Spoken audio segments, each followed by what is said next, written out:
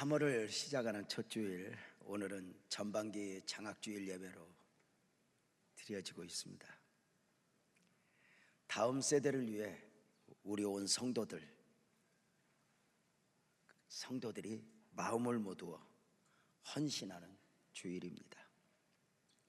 기성세대로서 다음 세대를 위해 무엇이라도 해야 하는 것은 사명이기 때문입니다. 특별히 오늘 오후 예배는 다음 세대를 위해 특별한 시간을 가지게 될 것입니다. 새로운 시작을 하는 다음 세대, 유치원에서 초등학교로, 초등학교에서 중학교로, 중학교에서 고등학교로, 그리고 대학으로,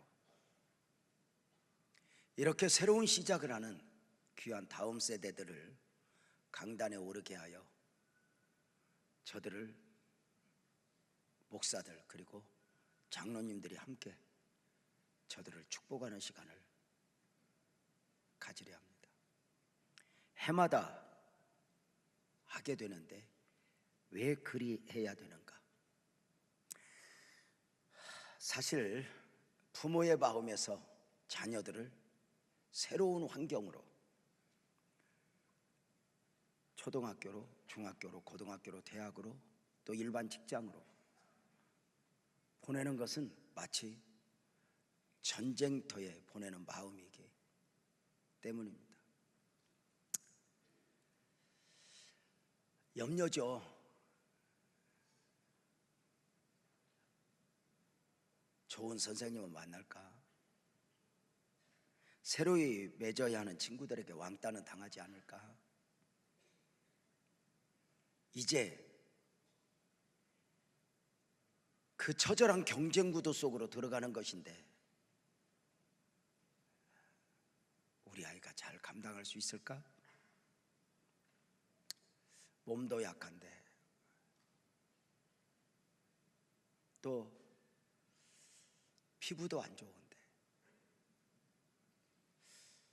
공부는 잘할 수 있을까 하는 염려들 말입니다. 자식을 잘 키워내는 것은 모든 부모들에게 최고의 숙제이고 바람이죠. 그래 사람들은 자식 농사가 제일이라 하며 자식을 위해 모든 것을 쏟지요. 문제는 자식이 그렇게 부모가 기대하는 대로 또 부모가 원하는 대로 되지 않는 거예요. 쉽지 않죠. 이런 말이 있어요. 아버지와 어머니, 부모가 되기는 쉽다. 그러나 아버지다운 아버지, 어머니다운 어머니 되는 것은 그리 쉬운 일이 아니라고 말입니다. 어떻게 하면 좋은 부모가 될 수 있을까? 자식은 부모의 생명을 담보로 태어나죠. 지금은 의학기술이 뛰어나지만 옛날 우리 부모님 시대에는 이제 아이를 출산할 때가 되면 그 산실에 들어갈 때 벗어놓았던 신발을 한번 본다고 그래요. 내가 저것을 다시 신을 수 있을까? 이렇게. 그렇게 부모의 생명을 담보로 태어난 아기, 그리고 부모의 사랑과 헌신을 받고 부모의 소망 가운데 성장하죠. 저절로 태어난 자식도 없고 저절로 성장하는 자식도 없죠. 저는 목사로 살아가면서 어느 순간 제가 좀 철이 들었구나 싶을 때가 있어요. 이제 다른 교회를 방문하면 잘 지어진 교회를 보면 이제 보이는 것만 보이는 게 아니에요. 철없을 때는 교회가 참 크다, 잘 지어졌다, 장소가 좋다 이렇게 보이는 것만 봤는데 어느 순간부터 그 교회에 어떤 밑자락, 보이지 않는 부분이 보이는 거예요. 참 애썼겠다. 교회가 여기까지 오는 동안 목사님은 몇 번이나 죽었다 살아났을까? 사모님은 몇 번이고 도망가고 싶었을까? 그리고 장로님, 권사님, 성도들 중에 누가 이 처절한 헌신을 했을까 싶은 것입니다. 교회는 저절로 세워지고 저절로 성장하고 저절로 지켜지는 것이 아니기 때문입니다. 마찬가지로 잘 성장한 어느 훌륭한 사람들을 보노라면 젊은이들이 보는 시각과 부모네들이 보는 시각이 달라요. 저 잘 성장한 어느 한 사람을 보면 젊은이들은 멋지다, 좋다 이렇게 오늘만 보지만 부모네들은 어느 순간 저들 부모는 누구지? 저들 부모는 누구기에 저렇게 자식을 잘 키워냈지? 부러움이죠. 오늘 장학주일에 출애굽의 영도자로서 사명을 다했던 모세와 그 부모들을 보면서 설교하려 합니다. 저절로 모세가 모세된 것이 아니었기 때문입니다. 모세가 모세되기까지는 모세는 모세대로, 부모는 부모대로 지불해야 될 대가가 있었던 것입니다. 모세의 부모는 아므람과 요게벳입니다. 아므람과 요게벳은 최악의 상황 가운데서 모세를 잉태하였습니다. 사내 아이가 태어나면 나일강에 던져 죽이라. 사내 아이가 태어나면 나일강에 던져 죽이라. 이러한 시대적 배경 가운데 아므람과 요게벳이 아이를 갖게 된 것입니다. 아마도 저들은 아이를 잉태했을 때 딸로 태어나기를 기도했을 것입니다. 아들이 태어나면 그 아이를 나일강에 던져 죽여야 했기 때문입니다.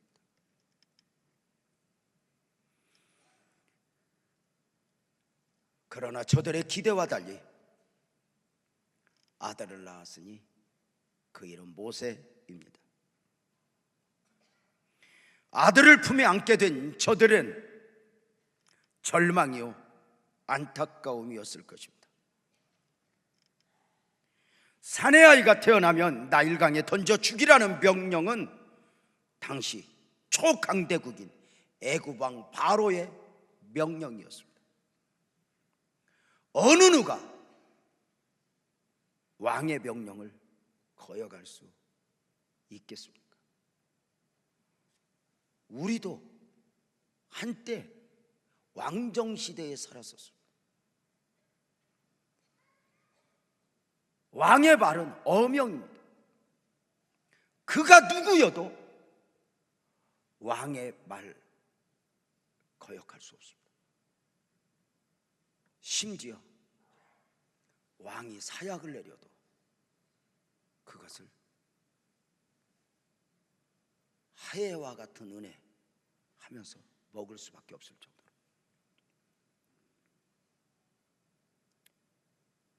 만약에 나일강에 던져 아이를 죽이라 명령을 어기게 되면, 그것이 발각되면 그 아이뿐만이 아니라 가족 모두가 죽임을 당하게 되는 처절함이었습니다.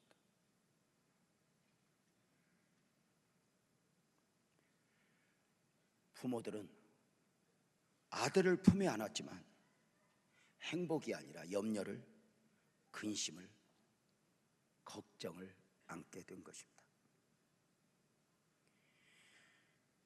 강력한 애굽의 왕 바로의 명령 앞에 축복이어야 할 아이가 염려요, 근심이 되어버린 것입니다.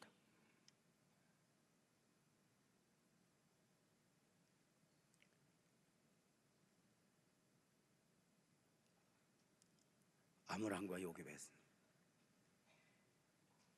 문제는 이 아이를 나일강에 던질 수가 없는 것입니다. 어느 부모가 자식을 사지로 몰아넣을 수 있겠어요? 그런데 이 아이를 나일강에 던지지 못한 이유, 그것은 단순히 부모였기 때문이 아니에요. 놀랍게도 아므람과 요국벳, 모세의 부모는 태어난 아들 안에서 남이 보지 못하는 것을 보았으니 놀랍게도 그 아들 안에 담겨진 하나님의 뜻과 섭리를 본 것이죠. 사도행전 7장 20절에 보면 그때의 모세가 났는데, 최악의 상황 가운데서 모세가 났는데 하나님 보시기에 아름다웠다. 부모가 보기에가 아닙니다. 하나님 보시기에. 출애굽기 2장 2절에서는 그렇게 표현되죠. 그 여자가 임신하여 아들을 낳으니 그가 잘생긴 것을 보았다. 가장 어려운 때에 최악의 상황 가운데 태어난 모세를 바라보는 부모의 시각이었으니 잘생겼고 하나님 보시기에 아름다웠다는 것입니다. 그러나 이것은 단순히 외모의 우월성을 말하는 것이 아닙니다. 사실 우리 모두도 부모이지만, 자식을 보았지만, 아이가 태어나면 그 핏덩이가 잘생기면 얼마나 잘생기고 예쁘면 얼마나 예쁠 수 있겠습니까? 10달 동안 어미 뱃속에서 양수에 푹 젖어 있다 나온 애가, 그런데 그 아이가 예쁜 거예요. 그냥 핏줄이라고 하는 명분 아래 예쁜 거예요. 우리 교회 요새 집사님 한 분이 손녀딸을 보았는데 얼마나 예쁜지 저한테 매일 사진을 하루에 6장씩 보냅니다. 목사님 얘가 웃었어요. 목사님 얘가 웃었어요. 그래 제가 이제 메시지를 보내요. 조금 있으면 할배라고 부르겠네. 그래 말이요, 그래 말이요. 난 지 2주 됐어. 예쁜 거예요, 예쁜 거. 그렇다면 하나님 보시기에 아름다운지라는 무엇을 말하는 것입니까? 외모의 우월성을 말하는 것이 아닙니다. 놀랍게도 모세 부모는 그 처절함의 환경 안에서 보여지는 모세를 본 것이 아니라 그 아이 안에 담겨진 하나님의 섭리, 하나님의 비전, 하나님의 뜻을 보았다는 것입니다. 하나님의 관점, 하나님의 마음으로 태어난 아들 모세를 바라본 것입니다. 이것이 복음적 그리스도인의 믿음입니다. 오늘이 얼마나 어려운가, 환경이라는 안경을 쓰고 바라보는 것이 아니라 상식이나 계산, 가능성이라고는 안경을 쓰고 보는 것이 아니라 하나님의 관점으로 보는 것이 믿음이니, 여기에서 바랄 수 없는 중에 바라고의 믿음이 표현되는 것입니다.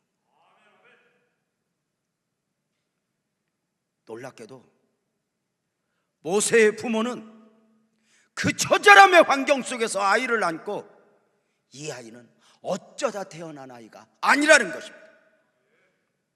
하나님이 주신 아이임을 믿고 이 아이 안에 담겨있는 하나님의 섭리, 하나님의 비전을 믿음으로 본 것입니다. 얼마든지 염려일 수 있는데 그 염려 안에 담긴 하나님의 뜻을 함께 보았다는 것인, 이것이 우리의 믿음이어야 합니다. 우리들도 자녀들을 바라봅니다. 그런데 우리들도 어느 날부터인가 복음적 그리스도인이라고 말하면서 세상이라고 하는 환경의 안경을 쓰고 상식의 안경을 쓰고 어느 날부터인가 우리 자녀를 우리 스스로 판단하는 경우가 있습니다. 순간 놓아버리는 것입니다. 저는 3남매의 아비입니다. 우리 부부는 아이들이 좀 더 믿음이 좋았으면 하는 기대가 있지만, 아이들도 아마 버거울 거예요. 아버지 목사 양에 채우기. 그렇지만 아쉬움이 있어. 어느 날 하루 막내 아이는 좀 더 믿음이 있는 것 같은데, 큰아이 둘째 아이가 조금 믿음이 그래. 식탁에 앉아서 여보 어떻게 하냐 아이들, 말은 못하지만 둘이 우연찮게 이렇게 나눌 때, 어떡하냐 이 아이들 생각보다 믿음이 없는데. 막내가 지나가다가 그 소리를 듣고 이렇게 말합니다. 어머니 아버지 기다려주세요. 못 알아들어요? 우리 막내가 어느 한순간 놓아버려.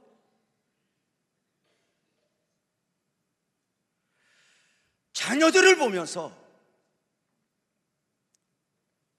우리 스스로 절망할 때가 있어요. 왜 이럴까? 내가 예뻐했던 만큼, 사랑을 주었던 만큼 이 아이가 좀 잘 성장해 주면 좋겠는데 아닌 거예요.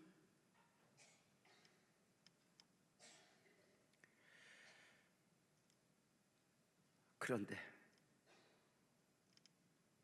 모세의 부모들은 그 죄악의 상황 속에서 이 아이를 보며 이 아이의 안에 담겨진 하나님의 뜻과 섭리를 믿고 믿음으로 하나님 보시기 아름다운지라 화답하는 거예요. 자녀뿐만이 아니에요. 오늘을 살아가는 우리들, 오늘의 고난, 오늘의 아픔, 우선의 실패 앞에서 나는 무엇을 말하는 자이고 무엇을 믿는 자인가?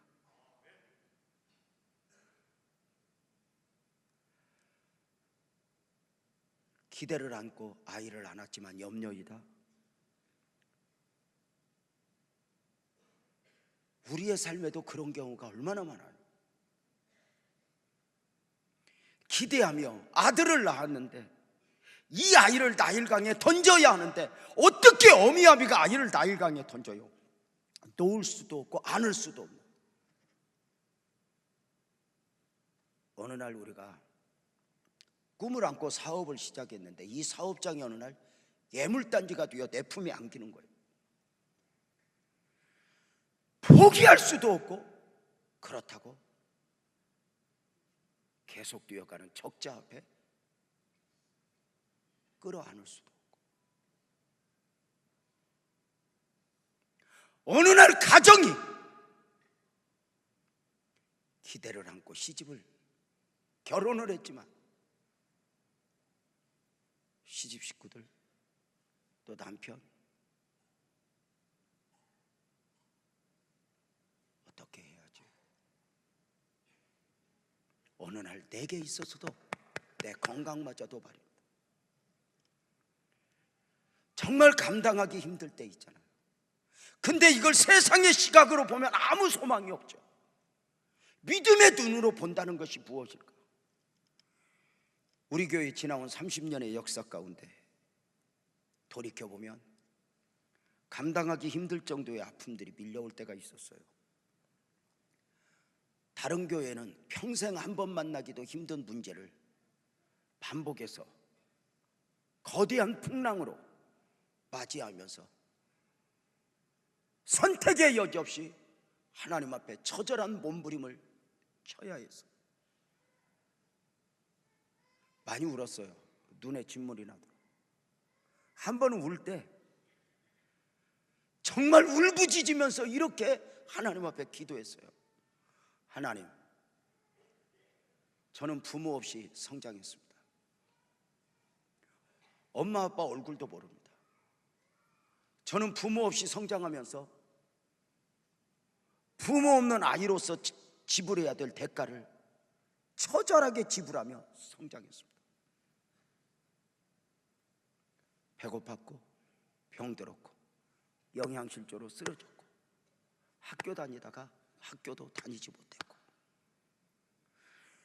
그리고 하나님의 은혜 가운데 목사 훈련을 받으면서 제가 부교육자로 있으면서 또 처절한 훈련을 받았습니다. 이렇게 하나님 앞에 말씀드렸습니다. 하나님, 저는 인생도 참 험하게 살았고 목사 훈련도 참 험하게 받았는데 왜 목사된 이 사역은 더 힘들지요? 왜 이렇게 내 앞에는 풍랑이 밀려오지요? 주님 보십시오. 감당하기 힘든 풍랑, 그렇게 눈에 진물이 나도록 울부짖을 때에 주님이 저에게 주신 메시지가 있습니다. 재명아, 나는 너에게 풍랑만 보낸 적이 없다 였습니다. 나는 너에게 풍랑만 보낸 적이 없다. 무슨 말씀이세요 하나님? 하나님 깨닫게 해주세요 기도할 때 저에게 요나서 1장이 눈에 들어왔습니다. 성경을 보고 요나서 1장을 정독했습니다. 사명을 어기고 도망하던 요나에게 거대한 풍랑이 밀려왔습니다. 그 거대한 풍랑 앞에 요나가, 아니 배 안에 있는 선장과 선주가 할 수 있는 건 아무것도 없었습니다. 방법은 딱 하나, 요나야 너 내려놔, 너 던져져. 요나는 선택의 여지 없이 거대한 풍랑 앞에 던져지게 됩니다. 그런데 이게 웬일입니까? 풍랑이 요나를 삼킨 것이 아니라 요나가 던져지고 보니 풍랑 속에 하나님이 보낸 여호와 일의 고기가 요나를 삼킨 것입니다.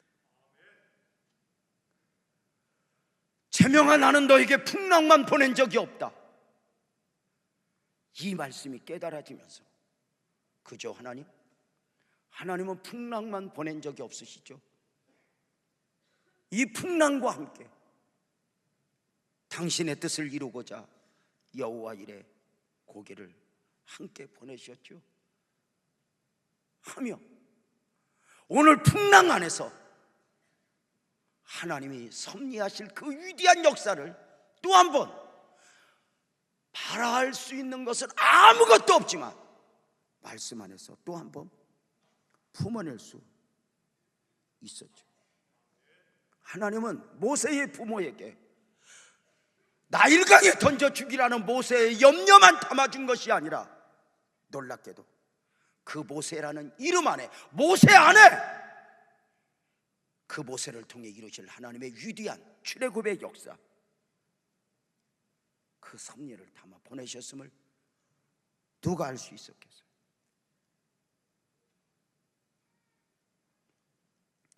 사울 안에 바울을 담아두셨던 하나님, 시몬 안에 베드로를 담아두셨던 하나님, 그 죄악의 상황 가운데서 태어난 모세 안에 미래의 모세를 담아두시고 하나님 보시기에 아름다운지라 하셨던 것입니다.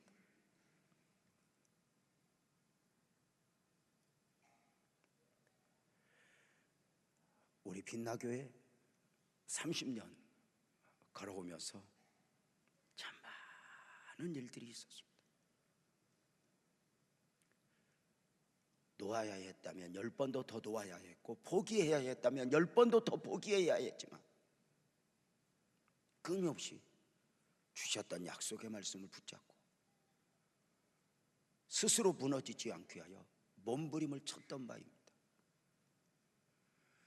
나는 너에게 풍랑만 보낸 적이 없다라고 말씀하실 때 바로 이어서 깨닫게 된 말씀이 있었습니다. 요나가 삼키었으나 소화되지 않았다, 이것이었습니다. 요나가 삼키었으나 소화되지 않았다, 무슨 의미죠? 요나가 고기 뱃속에 3일이 있었습니다. 모든 생리현상은 3일 동안 뱃속에 있으면 소화가 되든지 토하든지 둘 중에 하나입니다. 요나가 3일 동안 고기 뱃속에 있었다, 소화되지 않았다. 왜요?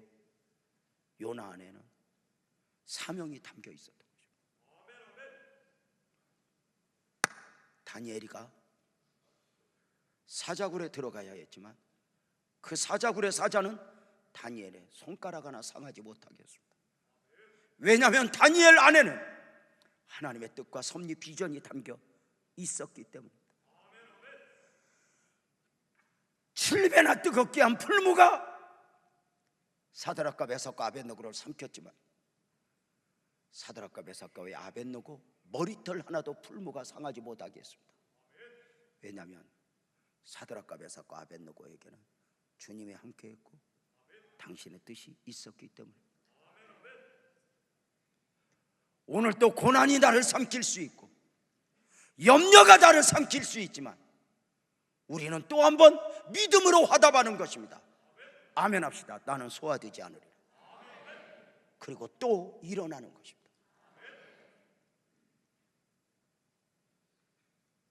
최악의 상황 속에서 모세의 부모들은 어떤 반응을 보였는가? 히브리서 11장 23절은 이렇게 말합니다. 믿음으로 모세가 났을 때에 그 부모가 아름다운 아이임을 보고 하나님의 섭리를 보고 석 달 동안 숨겨 그 다음 이렇게 말합니다. 왕의 명령을 무서워하지 아니하였다. 이렇게 말합니다. 모세의 부모는 염려 앞에서 모세를 안고 피하거나 도망하지 않았습니다.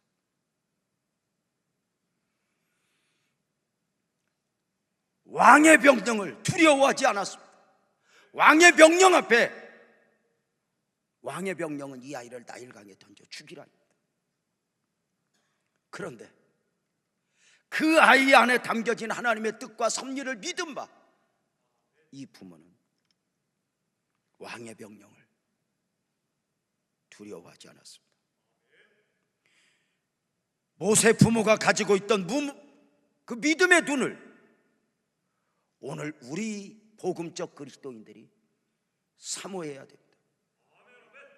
자녀를 바라보는 눈, 우리 자신을 바라보는 눈, 우리 사업장을 바라보는 눈도 그러하고 무엇보다도 우리의 나중, 우리의 미래를 바라보는 눈도, 믿음도 그러해야 합니다.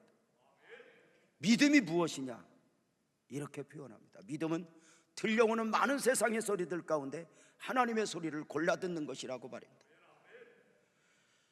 우리 귀에, 우리의 마음에, 우리 시각에 들려오는 소리들은 다양합니다. 세상의 소리, 마귀의 소리, 절망의 소리, 포기해라, 그만둬라. 그 가운데 내가 사는 비결은 무엇이냐? 하나님이 무엇이라 말씀하시지? 마치 사람이 호흡을 하고 살아갑니다.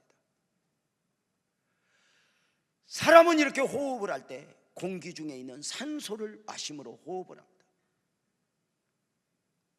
그러나 우리가 호흡할 때 이 공기 중에는 산소만 있는 것은 아닙니다.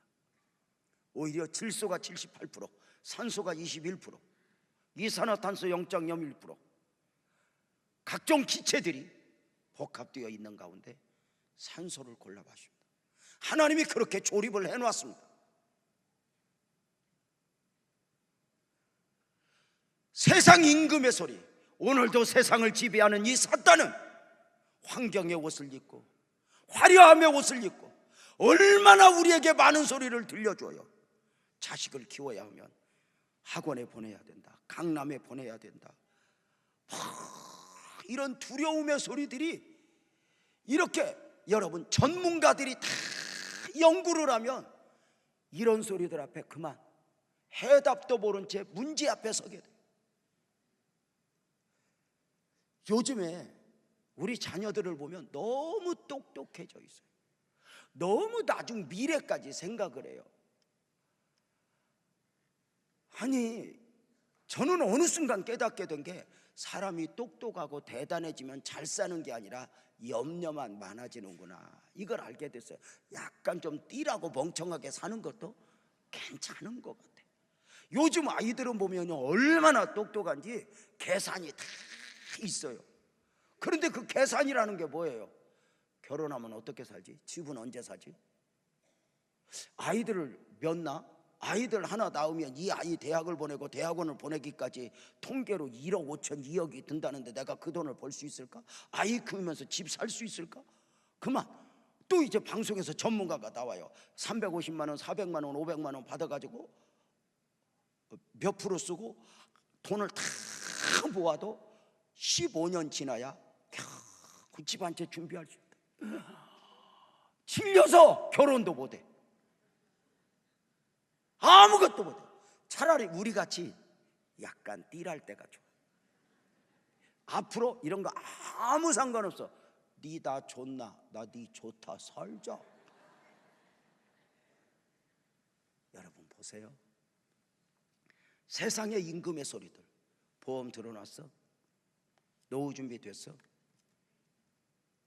치매 걸리면 어떡하려고 그래? 너 중풍 걸리면 어떡하려고 그래? 누가 싫어하잖아. 그만둬. 포기해.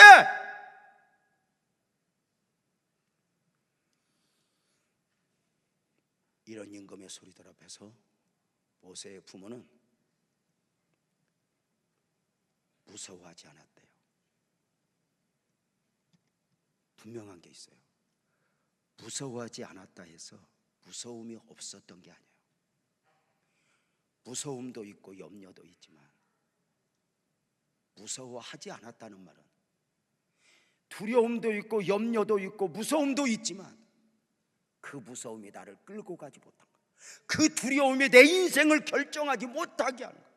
내 안에 겨자씨만한 믿음이 내 인생을 결정하게 하고 가는 것이었어요.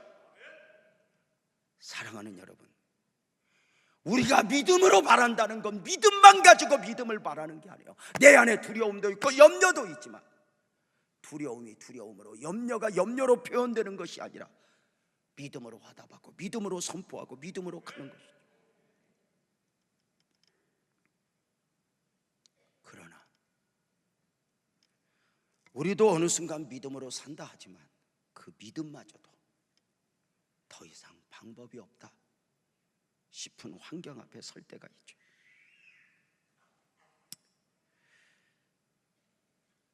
믿음도 아무 역할을 못하는 거예요. 그 최악의 상황 앞에서 믿음도 어느 정도는 믿습니다 하지만 그 믿음도 의의가 될 수 없다는 거예요. 모세의 부모도 아이 안에 담긴 하나님의 뜻과 섭리를 보고 하나님 보시기에 아름답다 믿음으로 선포하며 왕의 명령을 무서워하지 않는다고 했지만 그 한계가 석 달이에요. 석 달 되니 더 이상 아이. 왜요? 울음소리가 다르잖아요. 그래서 출애굽기 2장 2절 3절에 보면은 그 여자가 임신하여 아들을 낳으니 그가 잘생긴 것을 보고 석 달 동안 그를 숨겼으나 더 숨길 수 없게 되었다. 그래서 그를 위하여 갈대 상자를 가져다가 역청과 나무진을 칠하고 아기를 거기 담아 나일강가 갈대 사이에 두고, 여기에서 우리가 그 3절에서 주목해야 될 단어 조금 기억을 해주세요. 좀 이따 설명을 할게요. 더 숨길 수 없게 되매, 그 다음에 그를 위하여, 모세를 위하여 갈상자에 담아다가 그를 나일강가에 두었다, 이런 이야기예요. 먼저 더 숨길 수 없게 되매. 방법이 없죠. 임금의 소리들 앞에서 믿음으로 모세를 품에 안고 지켜냈지만 석 달이 지나니 아이 울음소리가 밖으로 나가면 그 목소리가 여자아이인지 남자아이인지 아는 거예요. 끝까지 입을 틀어막을 수는 없잖아. 여러분, 여자아이하고 남자아이하고는 달라요. 여자아이는 아무리 억세게 크는 것 같아도 여자예요. 남자아이는요, 아무리 얌전하게 크는 것 같아도 이 남자아이 꼴값합니다.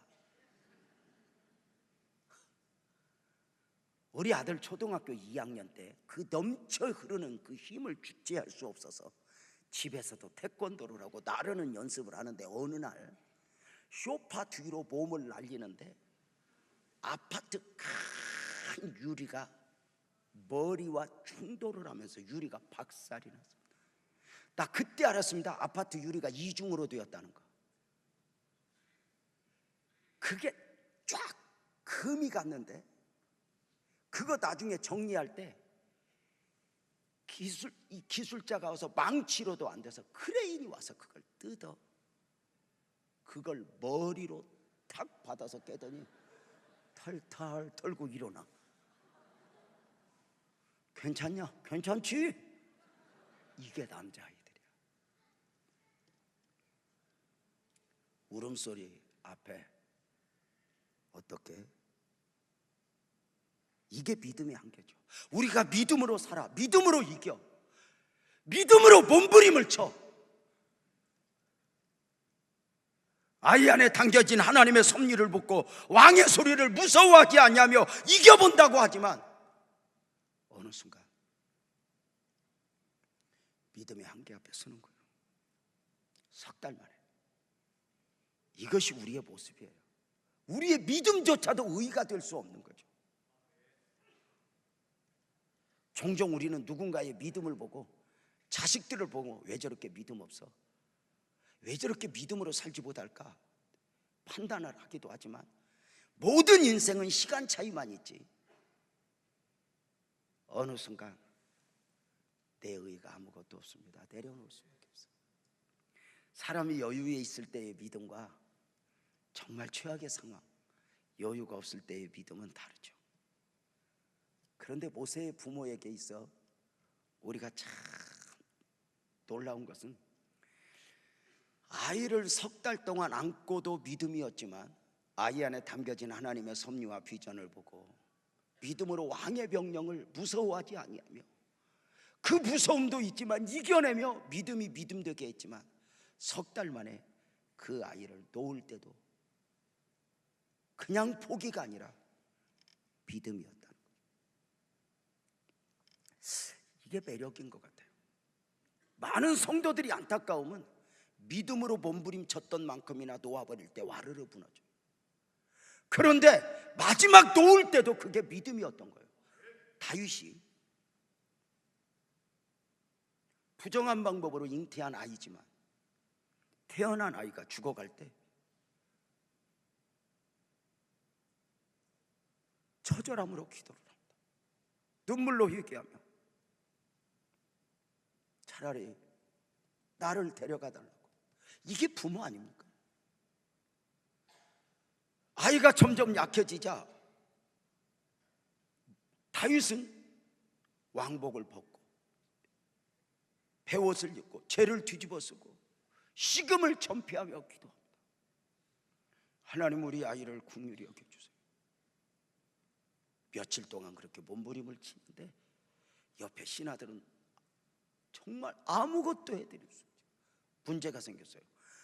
그 애절함 가지고 그 몸부림을 친 가운데 애가 죽어요. 신하들이 큰일 났다. 애가 아플 때도 이랬는데, 왕이 저랬는데 죽었다 하면 얼마나 절망하겠는가. 염려를 나누고 있는데 왕이 기도하다 그 모습을 봐요. 어찌된 거냐? 왕이여, 아이가 죽었습니다. 왕이 그래?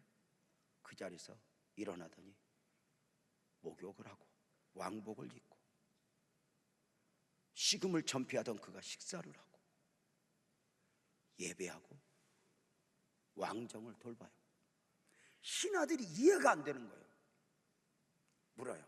왕이여, 왜?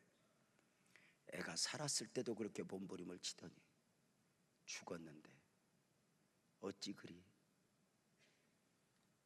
전에와 다르십니까? 이때 이렇게 말해요. 애가 살았을 때는 혹시 하나님이 긍휼히 여겨 살려주실까였지만 이제는 죽었으니 하나님이 주신 결국을 수용함으로, 그리고 이제는 내가 해야 할 일을 하는 것이고, 과거의 아픔에 내가 어찌할 수 없는 바에 매이는 것이 아니라 놓을 때도. 그렇다면 모세의 부모는 모세를 놓을 때 그것이 어찌 믿음이었는가? 성경은 딱 하나 이렇게 말합니다. 석 달 동안 숨겨. 방송실 2절 3절 다시 띄워줄 수 있나? 방송실 한번 띄워줘봐요. 자, 보겠습니다. 그 여자가 임신하여 아들을 낳으니 그가 잘생긴 것을 보고 석 달 동안 그를 숨겼으나 더 이상 한계죠. 더 숨길 수 없게 되며 그를 위하여 갈대 상자를 가져다가 역청과 나무진을 칠하고 아기를 거기 담아 나일강과 갈대 사이에 두었다. 사지에 던져놓은 건데요. 여러분 이해가 됩니까? 논리적으로 이해가 되는가 한번 보십시오. 더 숨길 수 없게 되며 누구를 위하여? 그를 위하여, 모세를 위하여, 아이를 위하여 갈대 상자에 담아 던졌다는 것입니다. 이해가 됩니까? 냉정하게 따지면 아이를 보낸 것은 아이를 위해서입니까? 가족을 위해서입니까? 가족을 위해서입니다. 살기 위해서. 그런데 부모는 포기하면서도 그냥 포기가 아니라 믿음입니다. 어떻게? 그를 위하여. 논리적으로 말도 안 되는데 이 그를 위하여가 도대체 뭘까? 성경은 정확하게 말해주지 않습니다. 왜냐하면 어차피 성경은 믿음으로가 아니면 이해가 안 되는 책이니까. 그런데 그를 위하여 그냥 포기한 것이 아니라 갈대 상자에 담아 두었다는 이야기. 이것이 무슨 이야기냐? 갈대 상자에 있어, 갈대는 히브리어로 고메인데 종이가 없던 시절에 하나님의 말씀을 기록하던 종이입니다. 파피루스라고 그러죠. 갈대 상자의 상자는 히브리어 테바인데 방주를 상징하는 단어로, 방주는 예수 그리스도를 예표하는 것입니다. 부모가 석 달 동안 아이를 품에 안고 있다가 어찌할 수 없어 아이를 갈대 상자에 담아 보낸 것은 그냥 포기가 아니라 그 자식을 아멘합시다. 하나님의 말씀에 아멘합시다. 참 길이요 진리요 생명이신 예수 그리스도에게 믿음으로 맡긴 것입니다. 아이를 내가 안고 있는 것이 그를 위한 것이 아니었고, 믿음의 한계 앞에 결국은 내 그것도 의가 되지 못하는 가운데 아이를 그를 위하여 말씀에 예수 그리스도에게 맡기며 이렇게 표현합니다. 그를 위하여. 여기까지가 제 힘입니다. 여기까지가 내 힘입니다. 이제는 주님이 하십시오. 그를 위하여, 모세를 위하여. 이해가 됩니까? 무조건 끌어안고 함께 죽자, 육신적 시각 앞에 육신적 생각으로 위하는 것이 아니라 어떤 문제를 내가 끌어안고 고민하는 것이 아니라 주님에게 맡기며 그를 위한 것인 이 믿음이 우리에게 필요합니다. 너희 염려를 주께 맡겨라. 우리의 염려를, 우리의 기도 제목을 갈대 상자에 담아 띄워 보낸다. 갈대 상자에 담아.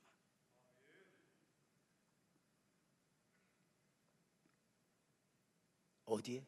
말씀에. 어디에? 예수 그리스도에. 이것이 바로 갈대아 우르를 떠날 때 아브라함이 말씀을 쫓아 갔던 이유죠. 말씀을 쫓아 가는 길, 이 길이 바로 아브라함을 위하는 길이었고 아브라함이 사는 길이었죠.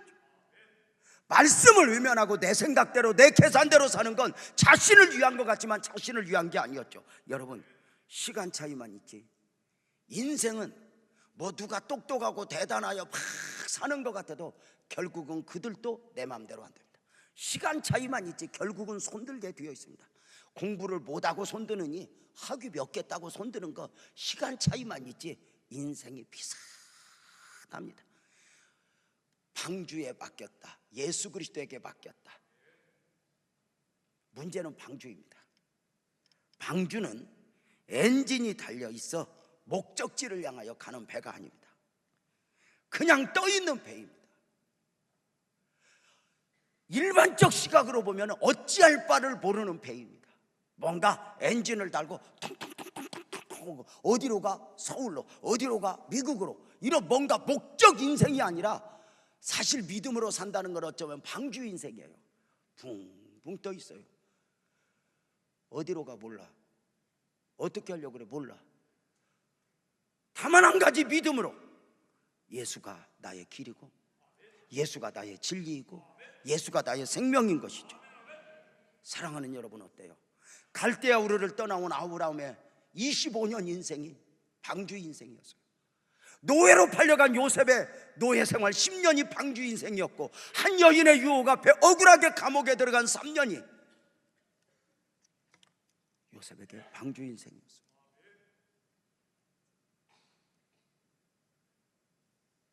출애굽의 역사를 앞두고 미디안 광야의 40년 모세에게 있어 방주 인생이었죠. 사실 이들은 어쩌면 세상이 보기에 바보 같은 사람들이에요. 이렇게 믿음으로 산다는 것이 뭔가 계획을 세우고 뭔가 진취적이고 이렇게 그 사람들을 보면 멋져 보이고, 나는 믿음으로 산다는 게 뭐야? 너 어떻게 하려고 그래? 모르겠어. 이것이 바보 같은 거예요. 그래서 종종 스스로 절망하기도 해요. 이렇게 사는 게 옳은 것일까? 설교하다 그 생각이 나요. 제가 이제 부교육자로 훈련을 받을 때 참 처절한 훈련을 받았는데요. 어느 날 이렇게 교회에서 몸부림을 치면서 이렇게 훈련을 받을 때 우리 친구 전도사들, 신학도들이 그래요. 유전도사, 너도 이제 그 교회에서 나와서 훈련을 좀 받아. 여기저기 가서 배워야지. 너 거기서 목사님한테 몇 년 있으면 다 배웠는데 뭘 더 배우려고 거기 있냐? 그래 제가 그때 글쎄 다 좋은데 나는 목회는 배워서 하는 게 아니라고 봐. 나는 훈련을 받아야 되는데 내가 싫어하는 거, 내가 힘들고 내가 진짜 도망가고 싶은 데서 견디는 게 어쩌면 목회라고 봐. 그랬더니 저 답답한 사람, 너 어떡하려고 그래? 그리고 저는 견디고 그때 이제 함께 다 목회를 시작했는데, 죄송합니다, 지금은 그 사람들이 답답합니다. 여러분 죄송합니다. 뭐 그래서 이렇게 됐고 이래서 저렇게 됐고 이걸 말하는 게 아닙니다. 사랑하는 여러분, 방주 인생, 내가 어쩔 수 없어 이 아이를 띄워 보냈는데 하나님의 결국은 어떻게 되었습니까? 보이지 않는 가운데 하나님의 역사는 계속되었으니 하나님은 모든 일을 계획하시고 섭리하시고, 아멘 합시다, 그 일을 성취하신 하나님이죠. 나일강에 버려진 모세에게 어떤 기적이 일어났습니까? 마침 그때에 애굽 왕 바로의 공주가 나일강에서 목욕을 하고 있었어요. 혹자들은 이렇게 이야기를 해요. 아예 어떻게 공주가 뭐 강에 와서 목욕을 하냐고, 말도 안 된다고. 그러나 애굽의 신화에 보면 이 나일강은 생산의 신이에요. 여기에서 목욕을 하면 아들이 태어난다고 하는 속설이 있어요. 이 아들을 기다리던 공주에게 아들이 보여진 거예요. 울음소리가. 갈대 상자를 열어보니 아이가 담겨 있어요. 그 아이를 데려다가 아들을 삼아요.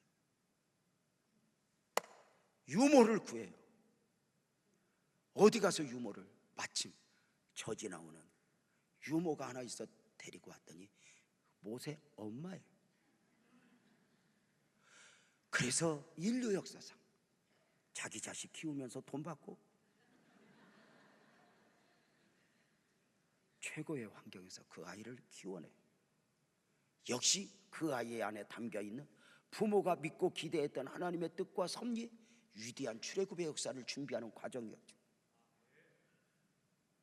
모세는 애굽의 왕궁에서 더 이상 배울 것이 없을 만큼 충분하게 모든 학문을 다 배우니, 이야, 그러고 보니 오늘 장학주일인데 모세야말로 인류 최초의 장학생이었구나. 사랑하는 여러분 어때요?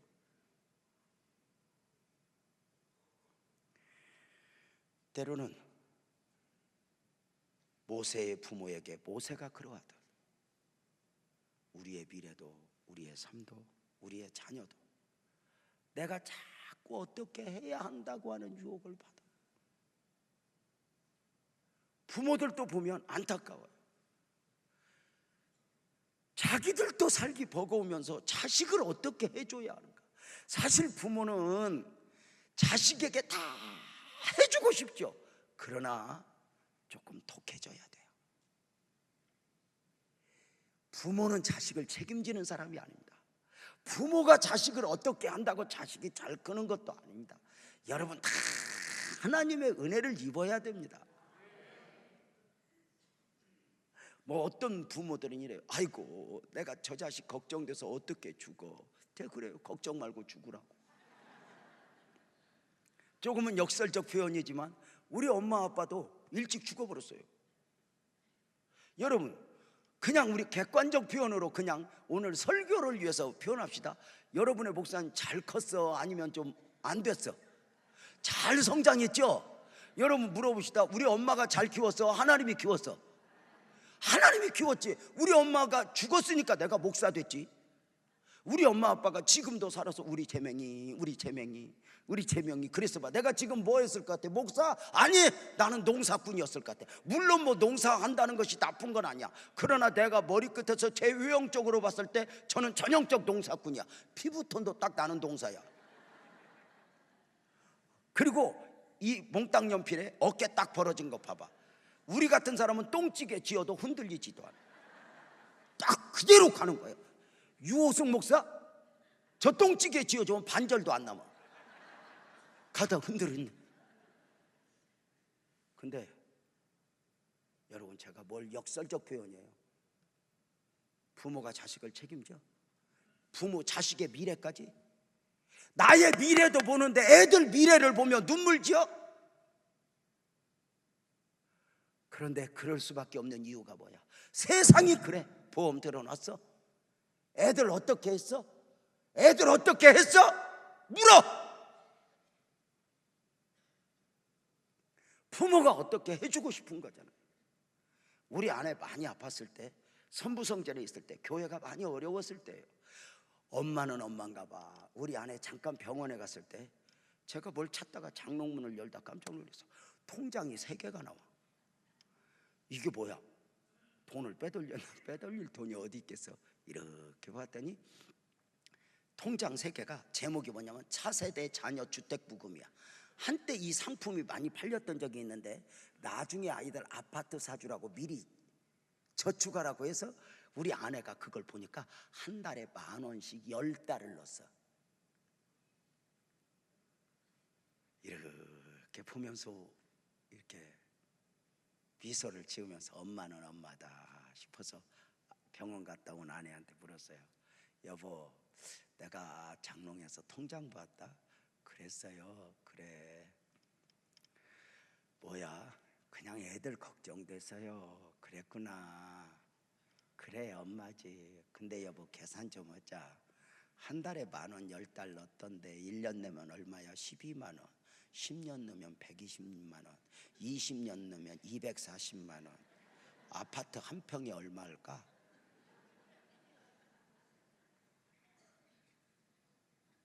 그러더니 그 다음 주에 다 찾아서 헌금하고 주님 우리 아이 맡깁니다 그러더라고요. 여러분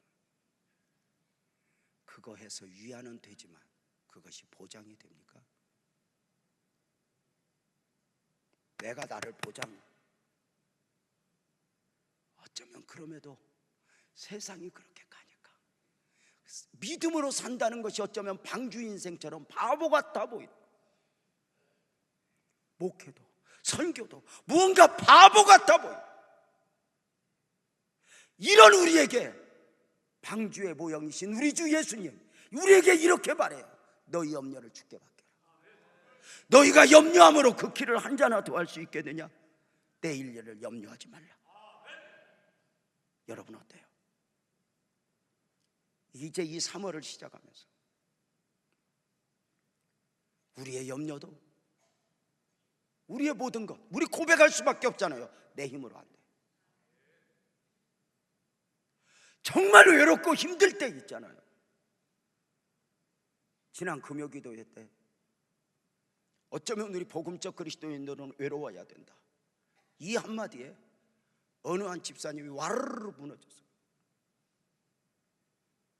목사님 내가 외로워요. 나를 그렇게 좋아하던 사람들이 내가 어려우니까 다 등을 돌려요. 내가 힘 있을 때 친구라는 걸 알았어. 그래 집사님 우리 주님 보자. 주님이 우리의 피난처가 되고, 주님이 왜 누가? 사랑하는 여러분, 미래를 바뀌고 방주 인생으로 어디로 갈 바를 모르는 가운데 떠있는 우리 바보 같아 보이지만 예수님을 피난처 삼고 예수와 더불어 살 수 있다는 것, 이것이 축복이 아닌가? 여러분 아멘 합시다. 예수 안에 길이 있습니다. 예수 안에 진리 있고 예수 안에 생명이 있습니다. 그분이 우리의 피난처가 되사 양손을 벌리고 너 내게로 오라. 수고하고 무거운 짐진 자들아 내게로 오라. 오늘 주님 손잡지 않겠습니까? 여러분과 찬송 하나 하면서 오늘 말씀 마치려고 합니다. 우리 모두 자리에서 일어나서 나의 피난처 된 예수 찬송합시다.